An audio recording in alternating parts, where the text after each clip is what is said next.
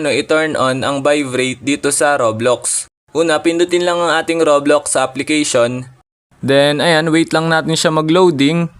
Ayan, wait lang natin.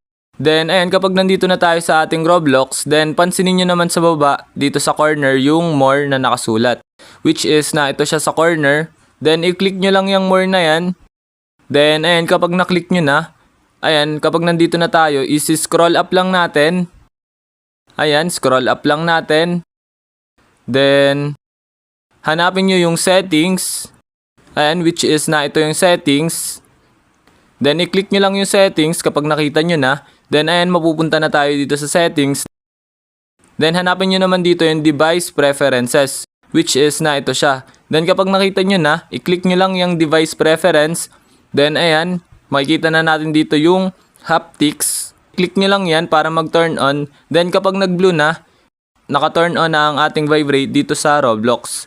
Ayun, ganun lang na makadali mag-turn on ng vibrate dito sa Roblox app. Ayun lang. Thanks for watching. Subscribe.